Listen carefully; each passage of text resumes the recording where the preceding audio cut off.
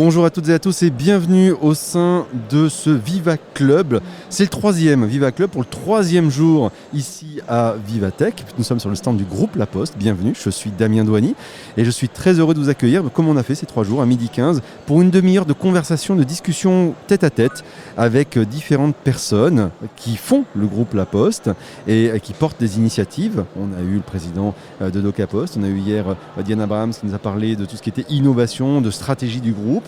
Et aujourd'hui, on va plus particulièrement parler d'innovation avec un programme qui s'appelle French IoT, qui a bien évolué dans le temps. Et avec la directrice de ce programme, c'est Vanessa Chocteau, c'est la directrice des programmes transformation d'Oka Post et French IoT. Vanessa, bonjour. Bonjour Damien. Tout va bien ? Tout va bien, ravi d'être avec vous dans la room et sur le stand de la Poste. Génial. Alors on a déjà des gens qui nous rejoignent. Alors on est sur Clubhouse, donc ça veut dire qu'ici, il n'y a aucun problème pour discuter. Ce sera avec grand plaisir qu'on va vous proposer de venir, de nous rejoindre. Alors ce que je vais faire, c'est qu'on va commencer à discuter un tout petit peu avec Vanessa. Et puis je vais, ceux qui auront envie de venir, de lever la main, comme à l'instant Christian ou bien Nicolas, vous lèverez la main et il n'y aura aucun problème pour répondre à vos questions. Mais on va quand même un tout petit peu initier la conversation avec Vanessa d'abord sur ce que c'est que particulièrement l'innovation au train d'un programme comme French IoT. Puis on parlera aussi des femmes numériques. Ça, c'est très très important. French IoT, en 2 mots, c'est quoi? Si vous deviez me le pitcher à la sauce Vivatech, pitchez-moi French IoT, Vanessa. Eh bien, French IoT, c'est l'accélérateur du groupe La Poste dans les services connectés. Donc, ça permet de créer les relations et de l'open innovation entre les grands groupes et les startups. Donc, tout particulièrement entre La Poste et ses partenaires et un écosystème qui, cette année, maintenant monte à 350 startups. Alors, c'est pas un accélérateur au sens on met de l'argent. C'est pas ce qu'a lancé récemment la Poste à l'occasion de Vivatech, qui est la Post Venture. On en parlait hier avec Diane Abrahams. Ceux qui veulent écouter, vous pourrez réécouter très prochainement ces extraits. Là, on met pas d'argent. On n'est pas là-dedans. On est dans une collaboration qui est différente. Qu'est-ce qu'on leur propose exactement à ces startups ? Alors effectivement, nous sommes très complémentaires. C'est un accélérateur. Donc, qui dit accélérateur dit qu'on va être à leur côté pour leur proposer une accélération business.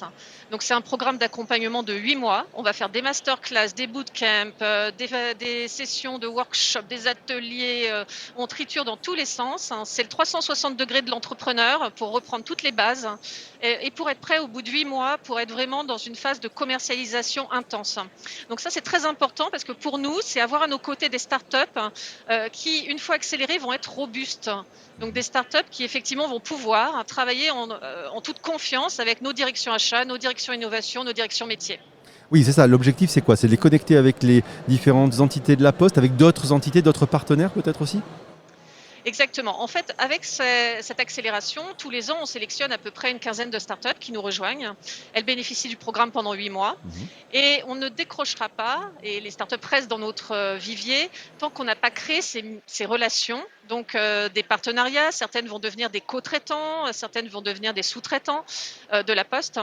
Et donc tant que nous n'avons pas créé ces relations, effectivement, les startups restent dans notre écosystème. Et puis bien sûr, quand les relations sont créées, elles sont naturellement connectées. Voilà, mais c'est notre objectif, les accélérer pour en faire des partenaires robustes et ensuite trouver les pistes d'innovation et de co-innovation ensemble pour voir comment on pourrait créer de la valeur supplémentaire pour nos clients respectifs. Alors, c'est pas que à Paris. C'est dans tout le territoire, c'est important quand même d'expliquer ça aussi, parce que c'est l'ADN même de la Poste, d'être présent au plus proche des gens, et ce sur tout le territoire français. C'est aussi ce que respecte, on va dire, le programme French IoT. Oui, alors très important, nos sources, on les a en territoire et dans nos régions. D'ailleurs, à la Poste, on a cette chance d'avoir une capillarité incroyable. Nous, on se repose énormément sur nos délégués régionaux. Ils ont des référents numériques en territoire et ce sont tous ces référents, tous ces délégués qui sont au contact des écosystèmes locaux. Donc, dans ces écosystèmes, ça va être les CCI, les French Tech Métropole, les laboratoires, les clusters d'entreprises. Ce sont Toutes tous les ces initiatives partenaires. en fait qui repèrent les startups en local. Oui, voilà, qui les repèrent, voire même qui sont aux origines des projets, qui sont aux origines des rencontres entre des gens qui ont envie de fonder, de porter un projet haut et fort. Donc en fait, ils vont être en prise avec ce territoire, avec cette ambition, avec ces belles solutions qui commencent à émerger. Ils vont les repérer pour nous et nous les amener. On a des startups aujourd'hui, les 350 startups sont dans toute la France. Pas que en Île-de-France justement, c'est ça qui est important. On a des startups de Corse, on a des startups d'Occitanie, de Nouvelle-Aquitaine, des Hauts-de-France, etc. C'est très très représentatif. Par exemple, cette année dans notre sélection, on en est à la 7e édition, nous avons 12 startups, 9 régions représentées. C'est incroyable. Parce qu'on aurait pu penser qu'il y aurait le prisme Effectivement, oui. Île-de-France. Or non, on voit bien qu'il y a de la création et la volonté d'innover dans toutes les régions de France. Donc ça, c'est super. Alors justement, on va, sans passer trop en détail, hein, mais on va quand même passer en revue un tout petit peu les 4 grands pôles, les grandes thématiques de vos lauréats cette année, pour se donner un peu une idée justement de qui sont ces startups, et puis brièvement donner leur nom, comme ça on se donne un peu une idée aussi. Ce sera intéressant aussi de voir, vous disiez par rapport à leur maturité, de voir un peu justement, il y a certains noms que j'ai vu que je connais, d'autres que je ne connaissais pas. Donc c'est intéressant aussi de voir leur degré de maturité. Alors il y a 4 secteurs, c'est ça, hein, je vous les laisse peut-être les Oui. présenter. Tout à fait. Alors, on a 4 thématiques qui sont véritablement en prise avec ce que nous cherchons dans les services connectés aujourd'hui dans le groupe La Poste avec nos partenaires. On a la thématique santé, que l'on conduit avec Doka Poste Santé, avec toutes les initiatives santé de la Poste et avec nos partenaires Malakoff Humanis et la Fédération hospitalière de France et son fonds d'innovation. Donc très important cette thématique santé. On a une thématique sur le service aux entreprises. Donc là, c'est vraiment en prise avec toutes nos transformations numériques que nous proposons via Doka Poste. Sur les process notamment. Exactement, tout ce qui va permettre la dématérialisation et donc la simplification pour les entreprises et les administrations. On a une thématique sur les services de proximité. Alors là, nous sommes au cœur et sur le métier historique de la Poste. C'est les circuits courts, c'est la logistique, c'est l'aide aux personnes en territoire. Et puis la dernière thématique, ça va être plus très largement sur le secteur public, les GovTech, les CivicTech, les EdTech, tout ce qui permet de relier le citoyen effectivement à tout ce qui est de l'ordre de l'étatique, de tout ce qui effectivement vient dans les services publics et services régaliens. Alors on peut trouver leur liste sur le blog de French IoT, et donc il y a la liste, donc e-virtual, Music Care, Hospitalink, My Charlotte pour la partie santé, secteur public c'est Foxar, c'est Corneille et c'est Commune. Commune opportunité. Voilà, j'arrivais pas à lire en tout petit opportunité, il faut que je mette mes lunettes. Service aux entreprises et aux pros, c'est Tiny Coach, c'est WeAct et c'est iPadThat. Et puis pour finir, les services de proximité, c'est Welco et Pimp Up. Et effectivement, on voit bien que ce sont des services très souvent dans la mise en relation, dans l'amélioration des process, etc., etc. Et donc justement, il y en a certaines qui sont déjà quand même un peu avancées. iPadThat, par exemple, c'est quelque chose que j'ai vu, que j'ai commercialisé en tant qu'entrepreneur, je l'ai déjà vu passer dans mon scope. Donc eux, quand même, ils ne sont pas en démarrage, ils ont quand même déjà ils sont déjà rompus à la commercialisation. Alors, nous accompagnons des startups en fait en phase de pré-commercialisation ou commercialisation. Donc ça, c'est très important. Il faut qu'elles aient dépassé le stade du concept. Effectivement, une accélération quand on est au concept, ça n'a pas de sens. C'est-à-dire que ce serait trop de la théorie, alors qu'il faut vraiment avoir ses premiers clients, ses premières opportunités pour pouvoir profiter pleinement de tout ce que l'on va pouvoir leur apporter. Surtout que pendant 8 mois, en plus, on va les mettre en relation. On va aussi créer leur réseau.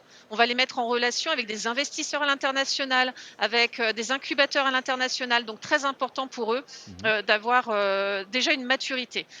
Et vous avez raison, certaines sont un tout petit peu plus avancées. Elles sont déjà à un stade de commercialisation et ont fait leurs preuves. Mais très souvent, c'est, vous savez, le moment assez crucial pour une start-up du pivot. Elles se posent des questions de diversification, elles se posent des questions de scale, comment elles peuvent faire plus sans dégrader la qualité, en embarquant des nouvelles équipes et en conservant ce qui les animait au démarrage. Peut-être en faisant évoluer aussi leur offre. Exactement. Et donc, c'est des moments un petit peu cruciaux parce que si ce pivot n'est pas correctement mené, si ce pivot mène à des impasses, malheureusement, la start-up va beaucoup souffrir. Or, c'est souvent vous savez, c'est souvent entre la troisième et la cinquième année que ça se produit. Et là, effectivement, une accélération, ça peut leur permettre de prendre du recul. On a accompagné dans les années passées, d'ailleurs sur notre stand là, ils sont là aujourd'hui, sur le stand du groupe La Poste, on a par exemple la société Facility qui a déjà équipé, vous savez, des filtres pour améliorer l'accessibilité en fait de nos web services ou d'applications. Voilà, améliore l'accessibilité. C'est une start-up installée qui a profité effectivement de l'accélération parce qu'elle se posait des questions de rebond, de diversification, et ça c'est important. On est là pour les épauler. Alors Vanessa, vous êtes une habituée de Clubhouse parce que vous avez votre compte et vous le savez, il y a des gens qui viennent dans la room, on les accueille, on leur dit bonjour, bienvenue à vous qui êtes en train de nous rejoindre dans ce Viva Club avec Vanessa Chocteau qui est la directrice des programmes transformation Doka Post et French IoT. On a une demi-heure ensemble, ça fait déjà un petit quart d'heure qu'on a commencé et merci à vous de nous rejoindre. Cette room est enregistrée, vous l'avez vu en haut, il y a marqué REC mais je le dis aussi. Autre point important, on est sur Clubhouse, donc si vous avez des questions à poser, des réactions auprès de Vanessa, vous levez la main, comme d'habitude. Tout à l'heure, ça avait commencé, Christian, j'ai vu Nicolas. Si vous avez toujours des questions, vous levez la main et vous n'hésitez pas. Tiens, d'ailleurs, Nicolas pose une question, on va l'accueillir. Et on va continuer après à discuter avec Vanessa un tout petit peu. Mais on va d'abord accueillir Nicolas. Hop, voilà. Nicolas, Bonjour bonjour. Vanessa, je me posais une question, je connais quelques incubateurs qui font parfois accélérateurs et effectivement vous avez raison de dire qu'il y a une grosse nuance entre les deux.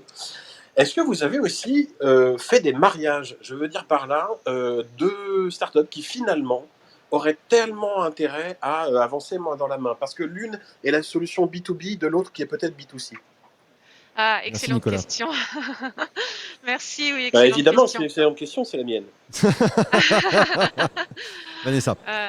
J'approuve, j'approuve. Déjà, alors, je vais revenir juste avant d'y répondre sur un point essentiel pour nous tous et puis pour vous qui découvrez aussi, peut-être pour certains. Il y a vraiment une différence entre accélérateur, incubateur et on a toutes ces initiatives au sein du groupe La Poste. Nous, accélérateur, on fait de l'accélération, mais on n'a pas besoin d'héberger les startups. On n'a Mhm. pas des locaux dédiés aux startups. On les accompagne à distance ou on les invite de temps en temps sur des séquences.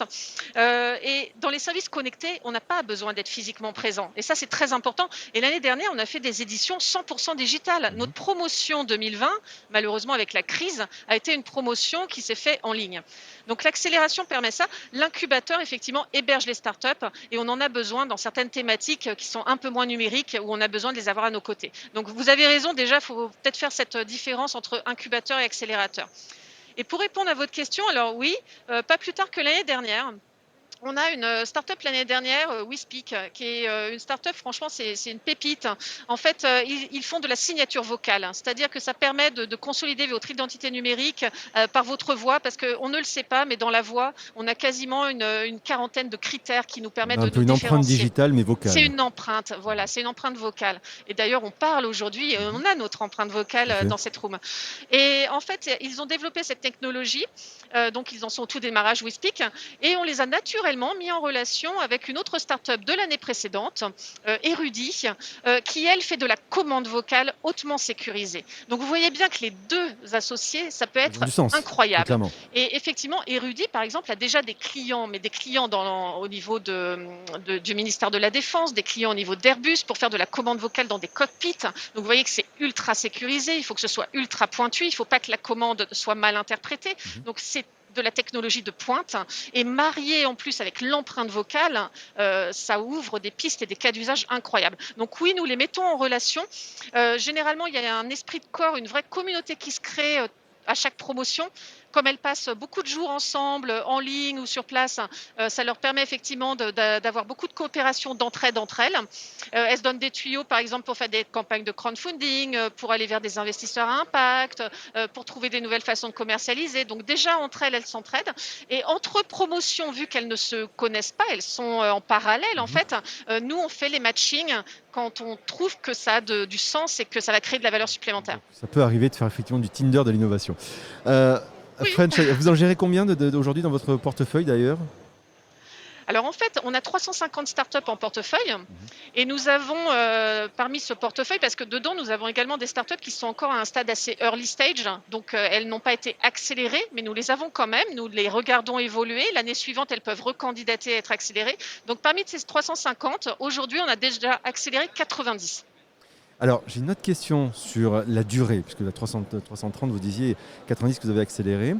Vous avez donc une chance extraordinaire d'avoir une sorte de vision dans le temps de l'évolution peut-être des offres et de l'évolution de ce qui a des technologies. Peut-être même que le Covid qu'on a vécu cette année a peut-être influé sur les propositions de valeur de ces entreprises. Comment vous le voyez? Alors, French IoT, IoT en anglais dans Internet of Things, donc l'Internet des objets.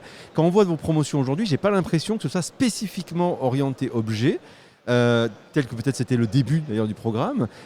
Comment ça a évolué dans le temps? Vous avez raison, on est en prise avec cet environnement, puis cette maturité à la fois technologique et maturité de l'entrepreneuriat à la française. On a eu la Et puis chance d'être maturité des lancé. usages aussi, j'imagine. Tout à fait, l'adoption. En fait, quand on s'est lancé en 2015, donc programme lancé par le groupe La Poste, on était effectivement au moment où l'IoT commençait à émerger très fortement, le numérique commençait à émerger, les French Tech commençaient à arriver, Mhm. mais seulement arrivé. Donc on est arrivé, nous aussi, à ce moment-là, vraiment sur l'Internet des objets. Et on a eu effectivement sur 2015-2016 énormément de solutions avec du hardware, donc des objets connectés. Et puis on s'est rendu compte progressivement qu'on pouvait délivrer un service connecté sans forcément être une start-up qui produit l'objet, qui le conçoit. Pourquoi ? Parce que ça crame du cash, c'est très exigeant, les temps de production sont longs, il existe pléthore d'objets connectés existants. D'ailleurs, votre smartphone, notre smartphone, on l'a tous dans la poche, c'est le premier des objets connectés. Donc progressivement, les startups se sont adaptées et se sont plutôt mises à créer du service autour du smartphone et d'autres types d'objets produits en grande masse par des industriels. Et donc, on a suivi cette tendance. Donc maintenant, nous sommes plus services connectés. Et ce que l'on a aussi vu, c'est qu'il y avait deux voies de développement complémentaires vers 2019-2020. Première voie, beaucoup plus de richesse dans la technologie mise en place autour de la data, l'IA, la sécurisation. Donc des startups qui commençaient à avoir toute une richesse dans leurs solutions apportées. Donc pas que l'usage, mais aussi une technologie qu'on appelle deep tech, donc très très avancée. Et puis deuxième grande tendance vers ces années-là, beaucoup plus d'entreprises qui voulaient être à mission, donc être utiles à la société. Ça nous allait bien. Nous, La Poste, nous sommes un groupe engagé. Vous êtes maintenant entreprise à mission, d'ailleurs. Voilà, tout à fait. Et étant entreprise en mission, on avait vraiment à cœur que ces startups que nous accompagnons soient également partagent le même ADN que nous et aient envie de faire la même chose. Et on voyait que naturellement, elles le devenaient de plus en plus. Donc c'est bien pour ça qu'on a transformé, alors sans transformer notre nom, nous restons French IoT parce qu'on commence à être bien connus dans l'écosystème startup en France et à l'étranger. Mais maintenant, vous-même comme une start-up, vous avez un peu pivoté finalement, vous avez un peu fait évoluer votre modèle. Voilà, mais on a fait évoluer en fonction, comme vous le dites, du marché, des usages. C'est très important d'être dans l'air du temps et d'être complètement en phase avec cet air du temps. Et maintenant, IoT, pour nous, ça veut dire impact et technologie. C'est-à-dire qu'on peut, et on croit, qu'on peut concilier la création de business, la création de valeur, d'usage grâce aux services connectés en étant vigilant pour autant sur notre impact environnemental, sur l'accessibilité numérique pour ne pas laisser des personnes sur le bas-côté et également sur la diversité nécessaire quand on conçoit ces services.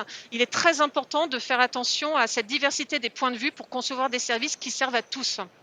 Vanessa, il nous reste moins de 10 minutes ensemble. J'accueille aussi Christophe, Bernard qui viennent de nous rejoindre. Merci à vous, Sarah, qui vient de nous rejoindre aussi. Patrice qui est là, Sébastien, Stéphanie, Samir. Je ne vais pas tous vous citer. Si vous avez envie, comme Nicolas, de poser une question, vous levez la main. On vous accueille avec grand plaisir. Je sais que dans la room, j'en connais certains qui sont des férus d'innovation. Donc n'hésitez pas, Vanessa aura plein de choses à vous raconter. En attendant, moi, dans le temps qui nous reste, j'avais envie qu'on parle de deux choses. D'abord, la première, c'est les femmes numériques.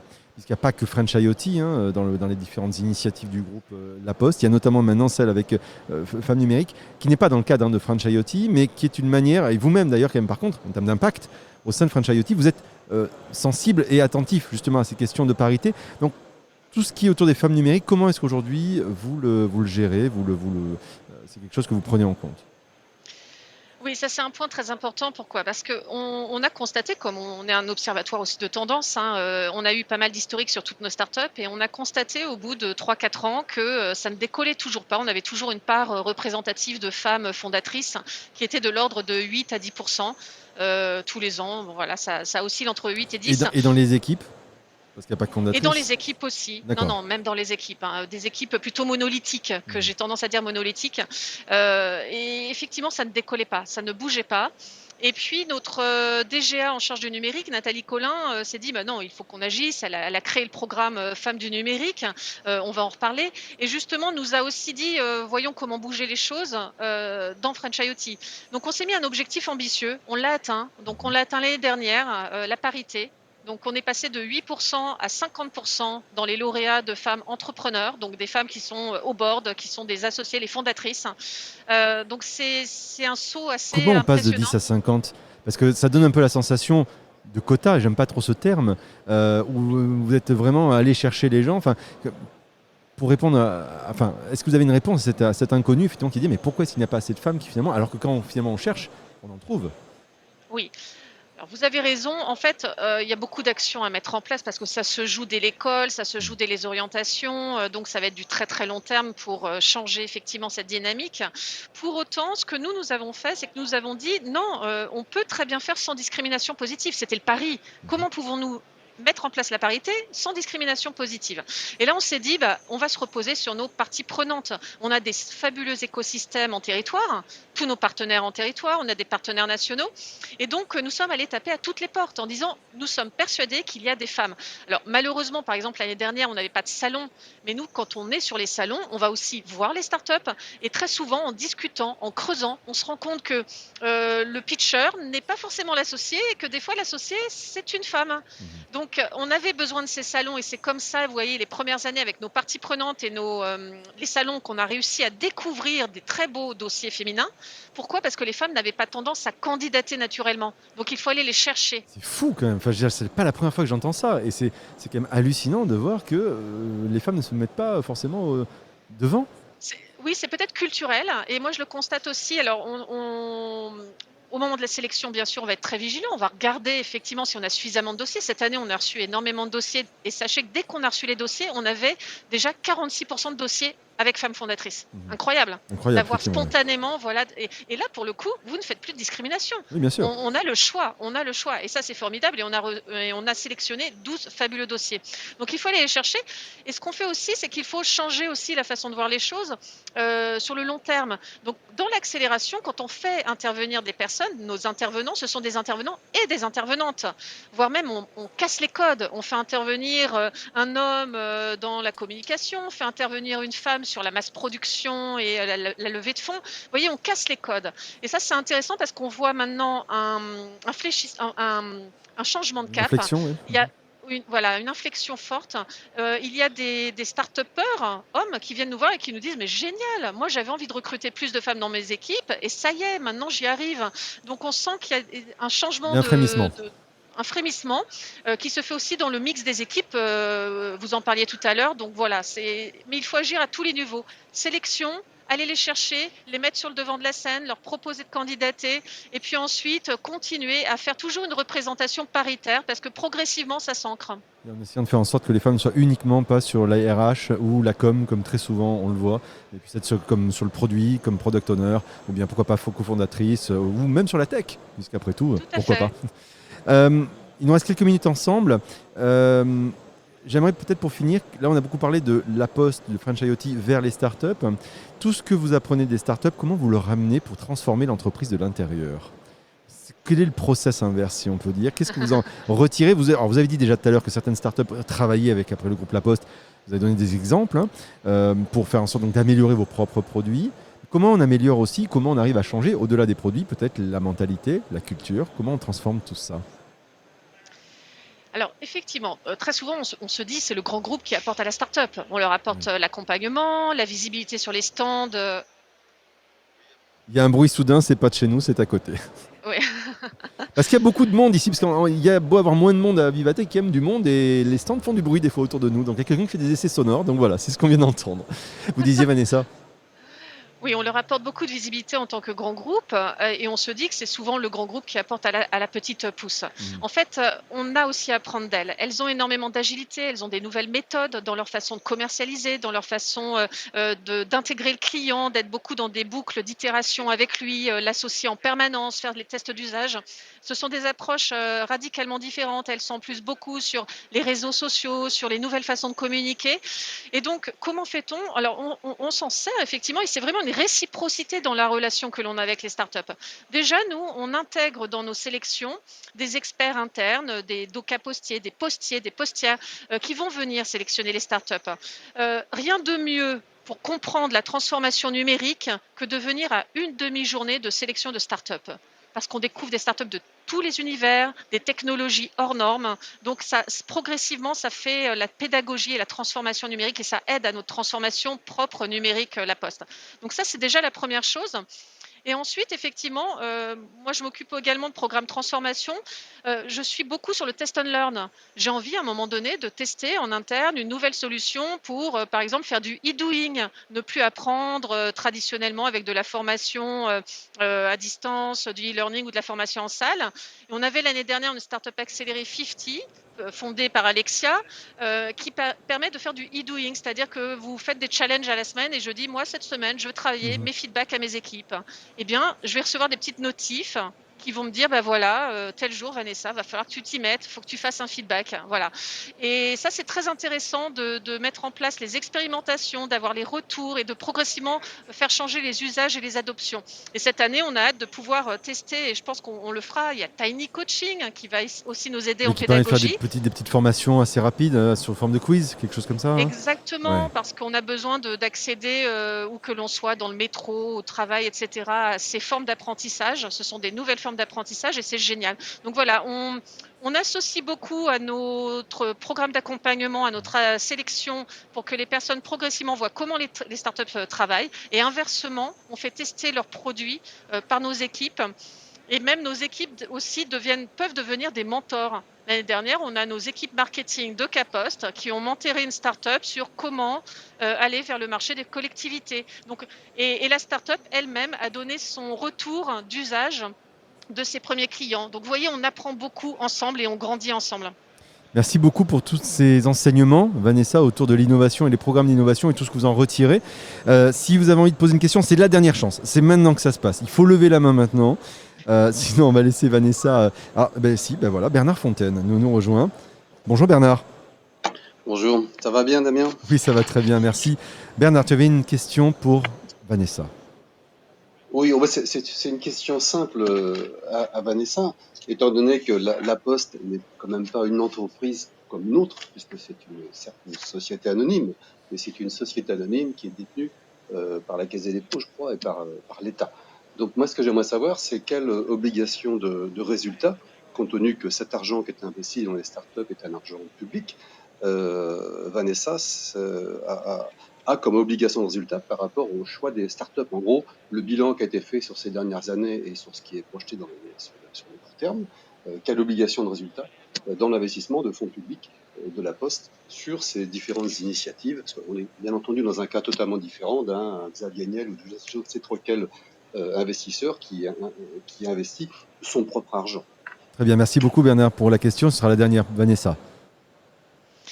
Oui, alors déjà pour répondre, nous sommes une entreprise à capitaux publics, mais avec son chiffre d'affaires propre. Voilà, donc nous investissons l'argent qui provient du business du groupe La Poste. Voilà, donc déjà nous investissons l'argent qui nous est propre. Maintenant, en termes de résultats, effectivement, nous sommes très attentifs à la création de business que nous arrivons à faire avec les startups. Il faut savoir qu'il y a des startups qui ont réussi à travailler, par exemple, avec une de nos filiales, Geoptis. Ils ont créé de la valeur complémentaire et un produit complémentaire. Donc, on sait que ça ramène du business, effectivement, à une de nos filiales. On a une autre startup, Postimo, chez nous. C'est la société qui gère. Une startup qui a travaillé, excusez-moi, je m'en mêle les pinceaux, avec notre foncière Postimo. Postimo souhaitait faire appel à des nouveaux fournisseurs pour optimiser l'énergie dans les bâtiments. Ils ont testé la solution de cette startup qui leur paraissait prometteuse. Finalement, c'est devenu un grand fournisseur de Postimo. Voilà. Donc, en fait, on va être très attentif à cela. Il faut savoir que très souvent, quand on fait de l'innovation, on a à peu près entre 5 et 10% de chances de succès, quand on en lance une centaine. Nous, on suit cet indicateur. Est-ce qu'il y a bien de la création de business avec nous ou avec nos partenaires? Eh bien, il faut savoir qu'aujourd'hui, sur toutes les startups accélérées dont je vous ai parlé, 90, donc on est quasiment à 100, si je suis en bas de 100, on est déjà à plus de 40 collaborations. Donc vous imaginez, ce sont 40 sources de business. Donc c'est le point que nous regardons. Très bien, merci beaucoup Vanessa. Le temps est désormais fini. Voilà, nous avons passé notre moment ensemble. On a même un tout petit peu dépassé, mais parce que c'était passionnant. Un grand merci Vanessa. Dernière question pour ceux qui voudraient éventuellement participer, être lauréat pour la saison 2022 de Chayote, ils font comment ? Eh bien, ils vont sur le site concours-French IoT. Nous sélectionnons tous les ans, ça démarre à partir du premier trimestre de l'année. Donc là, c'est terminé pour cette année, mais pour autant, on est attentif toute l'année aux dossiers qui nous viennent. Et puis aussi, on joue la carte de la complémentarité du groupe. Donc en fonction de la start-up, on va orienter vers l'incubateur Plateforme 58, vers French IoT, vers le nouveau fonds corporate du groupe ou encore vers d'autres programmes internes d'innovation. Donc il ne faut vraiment pas hésiter à entrer en contact avec nous et on saura orienter vers les bons interlocuteurs internes. Merci beaucoup. Merci à tous ceux qui ont assisté ici aujourd'hui à ce Viva Club. C'était le 3e et dernier pour Vivatech du groupe La Poste. Merci à Bernard et Nicolas pour vos questions. Et puis tous ceux qui étaient là présents et qui sont restés jusqu'au bout pour écouter Vanessa. C'était passionnant. Merci beaucoup, Vanessa. Merci beaucoup. Très bonne journée à vous toutes et tous. Merci. Au revoir. C'est Damien.